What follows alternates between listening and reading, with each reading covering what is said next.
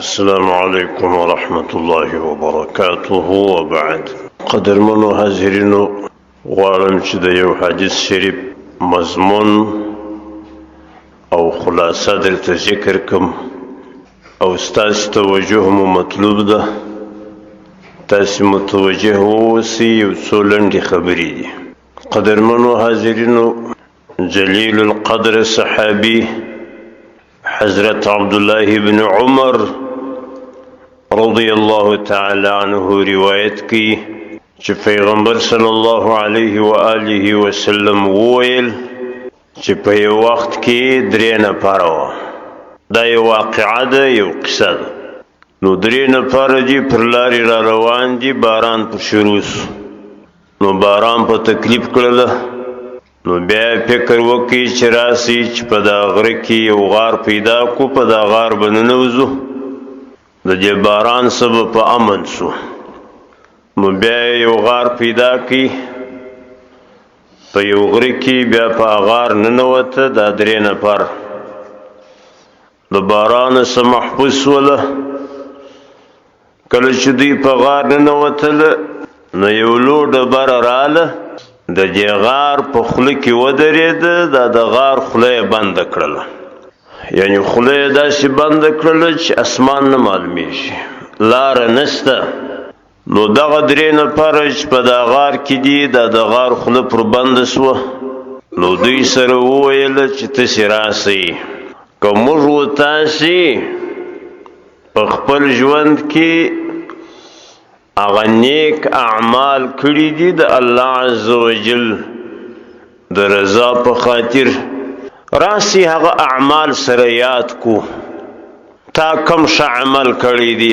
ابل کم ش عمل کړي دي ما کم ش عمل کړي دي نو دا ش اعمال به سره یاد کو الله عزوجل ته به واسطه کو او بیا به ووایو چې الهي د دغو شو اعمالو په سبب موږ د دې مشکل څخه خلاص که الهي دا ډبره ایسته که دا د غار خوله ایله که نو پر دې فیصله سره وکړله نو اوس په دې درو نفرو کې هر یو په خپل ژوند کې چې یو ښه عمل کړی دی هغه را یادوي هغه ذکر کوي او بیا الله عزوجل ته واسطه کوي نو په دا درو نفرو کې دا یو قصه کوي وای الهي ته خو ښه علم لرې چې ما مور و پلار درلوده او مور و پلار مې ضعیفه وه او ما پسونه کتل سهار به مې رمه بوتله یو لرې ځای ته هلته به مې مړوله بیا چې د ماښام عیسه بسوله بیا به مې رمه راوسته کور ته بیا به مې هغه میږې لوشلې هغه شیدې به مې را اخیستې یوه پله مې د مور و پلار ته ورکولې بیا و خپل اولاد ته دا زما ترتیب شروع نو یو وخت کې داسې پیښه سوله دا رمه مې لرې بیولې ده نو رمه مې لرې بیولې ده افسونه مې ښه ماړه کړله ماخستن ناوخته کور ته راغلم کله چې کور ته راورسېدم مور و پلار مې بیده دي نو څه انتظار یې کړی دی نو دا انتظار وروسته پسې بیده سوي دي نو خو زه ناوخته رالم نو کله چې راورسېدم امیږې مې ولوشلې هغه شیدې مې په یو سطل کې راواخیستې نو بیا رالم دا مور و پلار خو مې بیده دي دا سر ته ودرېدم اوس حیران یم که دا مور و پلار راویښومه چې تاسې راکښېنئ دا شیدې وخورئ دا هم بده راته ښکاره کېږي ولیا شیرین خوب ځینې پاتېږي او دا هم بده راته ښکاره کېږي چې دا خپل اولاد ته یې پله شیدې ورکمه وروسته به نو انتظار کوم چې هر وخت مې مور و پلار راویښ شوله بیا هغو ته ورکوم دا طریقه مې نه خوښېږي شوق مې پر دې نه راځي چې اولاد در مور و پلار در مخه کم هغه ته شیدې ورکم نو وای ولاړ یم مور و پلار مې بیده دي دا شیدې مې په لاس کې دي خپل بچیان مې راله په دا پښو کې مې جاروزي بغاري ویي نارې ویي د لوږې څه ول ما شیدې نه ورکولې خپلو بچیانو ته نو دغه طریقه شروع ده تر سپېدو پورې. تر سپېدو پورې مور و پلار بیده دي، خپل اولاد مې ناري و غلبلي وي د لوږې څه. نو زه نه دا شیدې اولاد ته ورکوم او نه مور و پلار راویښوم. کله چې سپېدې راوچاودلې مور و پلار مې راویښ سوله، نو بیا مې هغه شیدې ورکړلې، مور و پلار مې ماړه کړله، وروسته مې دا خپل بچیانو ته شیدې ورکړې، هغه مې ماړه کړله. الهي ما دغه یو ښه عمل په ژوند کې کړی دی، یا الله عز وجل که به دغه عمل ستا د رضا دپاره ما کړی وي، نو الهي د دغه مشکل څه مې خلاص که. نو کله چې دا خبره یې وکړله، دا خپل ښه عمل، دا نیک عمل یې الله عز وجل ته واسطه کوي، الهي د دغه نیک عمل په سبب د دا مشکل موږ خلاص که. نو هغه وایي چې هغه ډبره یو څه ایسته سوله، یو څه پرجه پیدا سوه، اسمان معلوم سو، خو سړی تر راوتلی نسي. دا د یوه سړي واقعه ده. نو په دې درو نفرو کې دوم سړی بیا وایي الهي ته ښه علم لرې چې ما په خپل ژوند کې د اکا لور درلوده او د هغه سره مې مینه وه، محبت مې ورسره درلودی د دې د جمال په خاطر. نو بیا مې د اکا د لورې څه غوښتنه وکړله د دې بد عمل، د دې منکر عمل. هغې راته وویله چې دا کار ته خو ته نسې رسېدلی تر څو چې 100 دیناره ما ته رانهوړې. 100 دیناره دا چې دې ما ته راوړله بیا به نو دا عمل وي. نو وایي زه ولاړم، نو خواري مې وکړه، 100 دیناره مې پیدا کړله. نو بیا ورغلم د اکا لور ته، مخ ته کښېنستم، ما ویل دغه دي 100 دیناره. نو اوس به د زنا عمل وکړو او منکر عمل به وکړو. ول دې راته ویل یا عبد الله اتق الله ولا تفتح الخاتم، ای د الله عز وجل بنده، د الله عز وجل څه وبېرېږه، دا مهر مه خلاصوه، دا ښځه بکره وه، دا بکر مه ماتوه، دا ناروا عمل مه کوه، دا زنا مه کوه، د الله عز وجل څه وبېرېږه. نو دی وایي ما خو نو پر دغه ښځې ښه قدرت پیدا کوي چې زه دا منکر عمل ورسره وکم، خو بیا هم ځینې ولاړ سولم، دا ناروا عمل مې نه دی ورسره کړی، قدرت مې هم پر درلودی، دا ناروا عمل مې پرېښوی. الهي ما دغه عمل کړی دی، یا الله عز وجل که به دغه عمل ما ستا د رضا په خاطر کړی، الهي د دغه نیک عمل په واسطه موږ د دې مشکل څخه خلاص که. نو وایي هغه و چې ډبره بیا یو څه پسې ایسته سوله، هغه پرجه خالیګاښه ډېره سوه، خو بیا هم سړی راوتلی نسي. دا د دوم سړي واقعه ده. او دریم سړی بیا وایي الهي ته ښه علم لرې چې ما یې وخت یو مزدور ودراوی په 3 کاسو ورجو. مزدور ته مې وویل ته به زما مزدوري کوې. مزدوري چې خلاصه سوله بیا 3 کاسې 3 پیمانې ورجې، دا به ستا مزدوري زه درکوم. دا عقد مو سره وکړي. کله چې د خپل مزدوري پای ته ورسول، نو بیا یې ما ته وویل چې زما مزدوري راکړه. ول ما ورته وویل هغه چې 3 پیمانې وریجې دي، هغه چې مزدوري ده یویسه. ول ده ویل چې اوس یې نه وړم، دا چې پاته ویدلې. انو خو ولاړې. وایي زه راولاړ سولم، دا وریجې مې باره پسې وکرلې، بیا نو دنیا پسې ډېره سوله، بیا مې دا وریجې پسې خرڅولې، خو د بل وریجې دي، د مزدورۍ وریجې دي، هغه کرم، نو بیا پسې خرڅوم، بیا په هغه پیسو غوایي وو، پسونه وو، اوښان وو او مریان، دا رانیسمه. ډېره زمانه تېره شوله بیا هغه سړی راغلی او مزدور راغلی راته وایي وایي زما حق راکه زما حق دې په یاد دی چې ما مزدوري وکړله هغه وریجې چې دې راته ایښې وې هغه حق غواړم دی وایي ما ورته وویل مال حق دې هغه دي ورسه هغه اوښان دي هغه غوایي دي پسونه دي هغه مریان دي ګرده د سره بوزه ول ده راته ویله پسخندم راویې استهزا په ما کوې ولې پسخند راویې زما حق خو وریجې وې زه اوښان څه کوم زه غوایي و پسونه څه کوم زه مریان څه کوم زما حق راکه په ما استهزا مه وهه وایي ما ورته وویله د هغه ستا حق دی ستا وریجې هغه چې تا ما ته پرېښولې ستا حق ته ولاړې هغه وریجې ما کرلې او وریجې پسې ډېرېدلې بیا مې خرڅولې بیا مې دغه مالونه په رانیولي دي دا ته چې ورته ګورې ستا په حق مې دغه مالونه رانیولي دي د سره بویې زه نو وایي دی راولاړ سو هغه پسونه هغه غوایي هغه اوښان هغه مریان دا یې ټوله بوتله نو اوس دا درېیم سړی وایي وایي الهي ته خو په ما ښه علم لرې که به دغه عمل ما ستا د رضا په خاطر کړی وي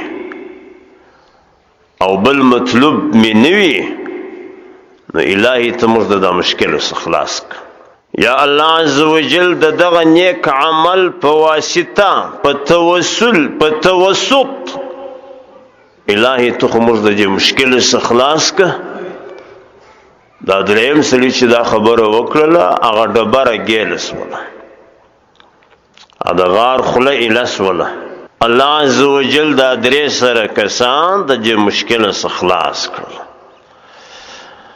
نو اوس شارحین د حدیثو لیکي وایي د دې حدیث شریف څخه څو مسلې راووتلې فقهاو رحمهم الله تعالی لیکلي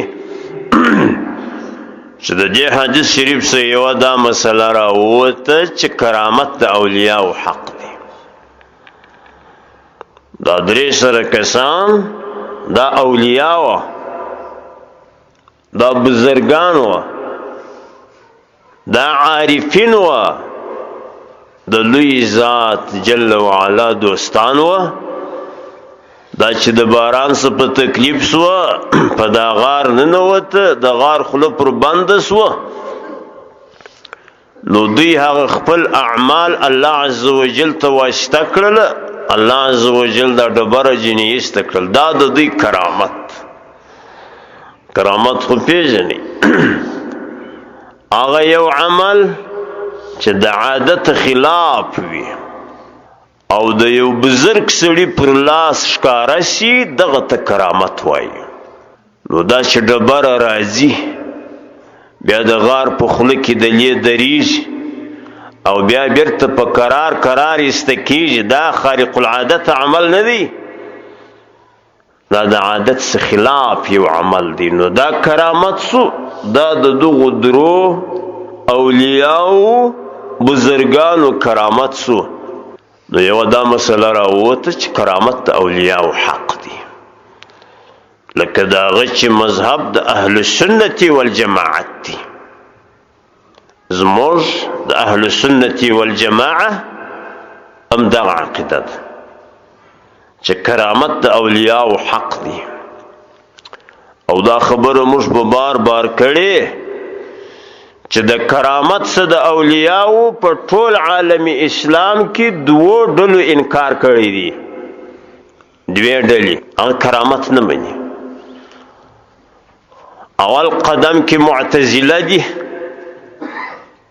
معتزله شرح العقائد دا مسله په تفصیل سره راوړي زموږ د عقایدو معتمد کتاب شرح العقائد هغه کې راځي چې دغه مسلې څه د کرامت څه د اولیاو چې انکار یې کړی هغه معتزله دي دا یو ګمراه ډله د هغه وروسته بیا په اوس عصر کې دا وهابیه دي دا وهابیان چې بول دا هم د کرامت څخه منکر دي. کرامت د اولیاءو نه مني، د کرامت څخه منکر دي. او موږ دا مسله نشر کړې، دا مسله مو تشریح کړې. که یو څوک د مطلق کرامت څخه منکر سي هغه کافر دی. که چا وویل زه مطلق کرامت نه منم دا سړی کافر دی، ځکه مطلق کرامت په قرآن ثابت دی. آیتونه موږ ویلي، واقعي مو بیان کړي په تیرو جمعو کې، ضرورت یې نشته. نو دا حدیث شریف څه چې دا ما مضمون و خلاصه وویل، د دې څه یو دا حکم راووتی چې کرامت د اولیاءو حق دی. دا مذهب د اهل سنت والجماعت دی. دا یو.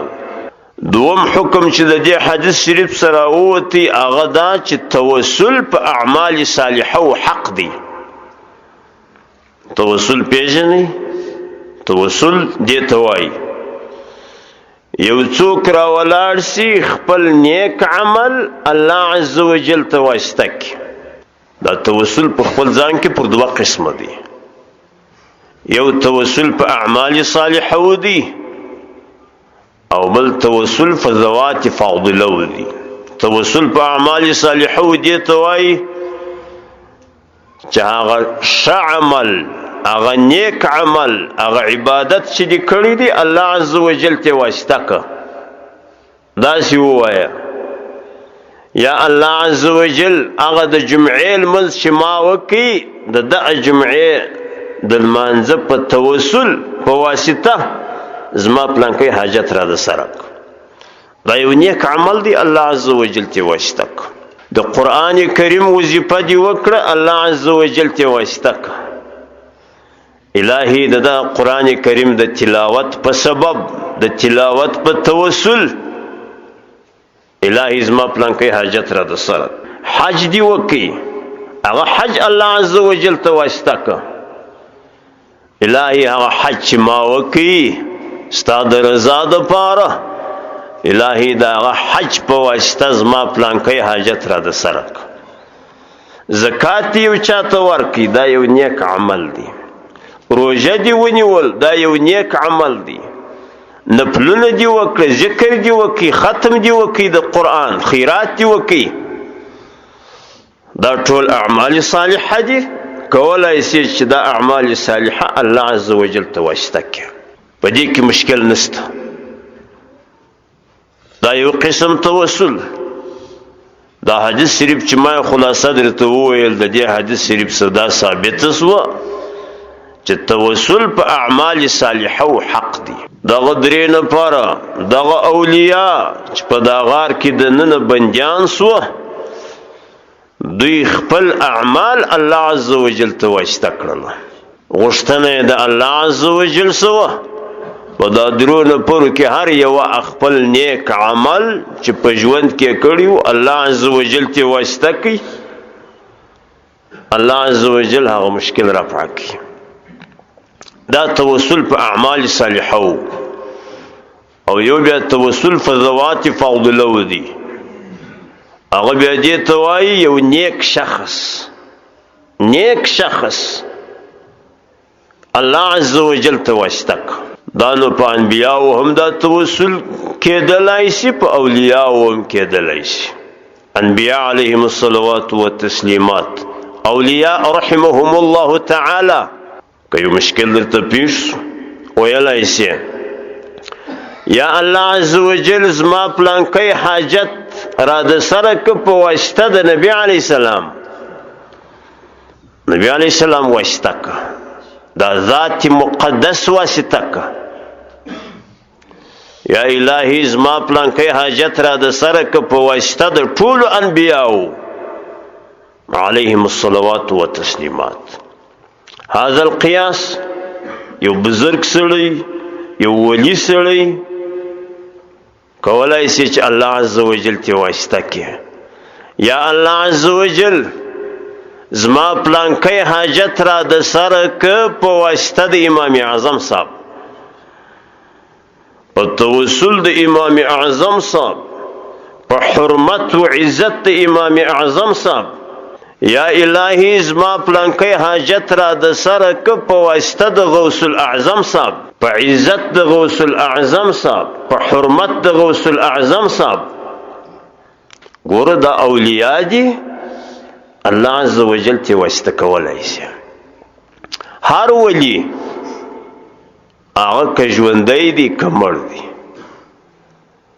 الله عز وجل ته په حل کې د مشکلات واسطه کولای شي.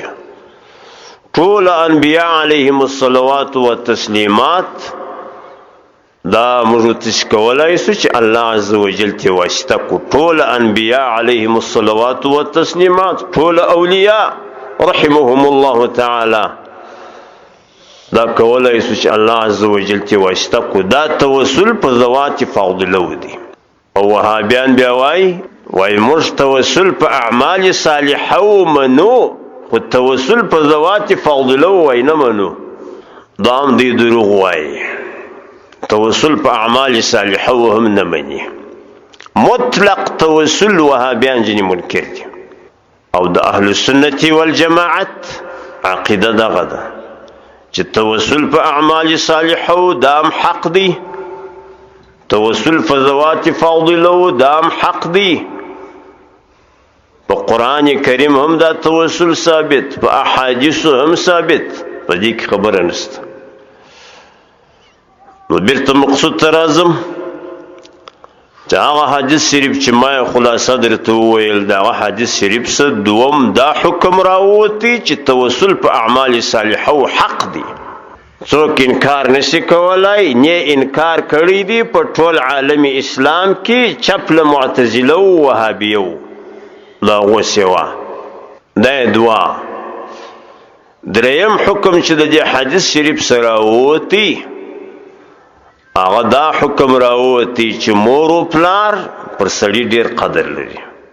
که ستاسې فکر و په دا درونو پرو کې هغه یو چې واقعه بیانول، ولا سطل می په لاس کې و، شیدې پکښې، مور او پلار می بیده، زه ورته ولاړ تر سپېدو پورې، او خپل اولاد می په پښو کې یو طرف و بل طرف ته ځي، چغې و بغارې ویي د لوږې څه. نو خو ما دا شیدې نه ورکولې د اولاد. تر هغه وخته چې مور او پلار مې راویښ شوله په سپېدو کې، بیا مې شیدې ورکړې، بیا مې اولاد ته شیدې ورکړې. نو د مور او پلار قدر لوی قدر دی. د حدیث شریف صدا حکم هم راووتی چې د مور او پلار عزت بکوو، د مور او پلار خدمت بکوو، عزت بکوو.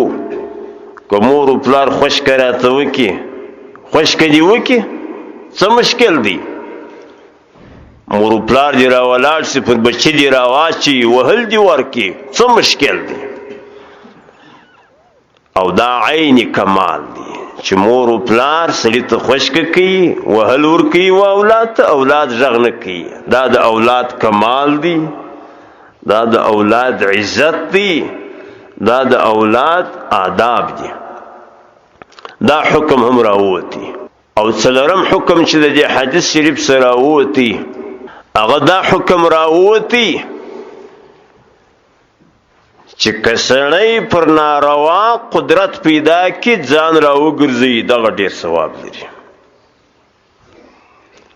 په وخت کې د قدرت پر ناروا، د ناروا څخه ځان ساتنه د دې ثواب پای نه لري. اوس یو سړی دی وایي زه قدرت نه لرم د ناروا، نو خو قدرت نه لري. نو که قدرت پیدا شي بیا خو ممکنه ده چې ناروا دې درڅه وشي. نو د الله عز وجل په دربار کې چې هغه قبول عمل دی، هغه دا چې سړی پر ناروا قادر شي او ناروا پرېږدي. که ستاسې فکر و په دا درو نفرو کې دوم نفر چې ول زما دا اکا لور وه، زما ورسره مینه وه، ما د زنا غوښتنه ځینې وکړه، هغه ول 100 دیناره راوړه، بیا مې ورته راوړل، بیا ورته کښېنستم، هغې راته وویل یا عبدالله اتق الله ولا تفتح الخاتم، الله عز وجل څه وبېرېږه، دا ناروا مه کوه، وای پر ناروا مې ښه قدرت پیدا کړي بیا مې ناروا پرېښول. ښه قدرت مې د دې درلودی چې زه دا ناروا وکم، زه دا زنا وکم، د قدرت سره سره زنا مې پرېښول. نو د الله عز وجل په دربار کې چې هغه ډېر قبول عمل دی هغه دغه چې سړی پر یو ناروا باندې قدرت پیدا کړي نو یې پرېږدي. پر ناروا قادر سي، څوک نه وي چې در لاسې ونیسي چې دا ناروا مه کوه، څوک نه وي. دی پر ناروا ښه قادر سي بیا هم ناروا پرېږدي، نه وکړي. د الله عز وجل څه وایي بیریږم ناروا نه کوم. نو د دغه سړي لویه مرتبه ده د الله عز وجل په دربار کې. دا یو څه احکام دا د دې حدیث شریف سره راووت، او دا حکم هم راووتی چې که هر وخت مشکل درته پیښ شو، د مشکل د پیښېدو په وخت کې غوښتنه د الله عز وجل څخه کوه او توسل په اعمال صالحه وکوه. که هر مشکل درته پیښ شو، که بندیز ولې، که ظالمانو ته په لاس ورلې، هغو تکلیفونه در باندې تېرول، عذابونه یې در باندې تېرول، یا په دشت کې روان وې لاره درڅه ورکه سوله، یا ملګري درڅه ورک سوه، یا یو خپل شی درڅه ورک سو. مطلوب دا هر مشکل چې تا ته پیښ سو په هر وخت کې بس لاره یې دغه ده، بره د ځان سره فکر وکړه چې هغه ښه اعمال تا کړي دي الله عز وجل ترې واسطه کړه.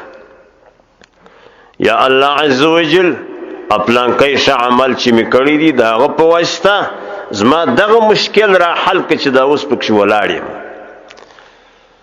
نو که مشکل درته پیښ سو، که سختي درته پیښه سوه، هر وخت کې د اوقاتو بس لاره یې دغه ده الله عز وجل ته خپل ښه عمل واسطه کوه. الله عز وجل به ستا د هغه ښه عمل په واسطه ستا مشکل در حلوي. نو دا حکم هم راووتی چې په هر وخت کې د اوقاتو که هر چاته مشکل پیښ سي د الله عز وجل څه به غوښتنه وي اعمال صالحه به واسطه کېږي.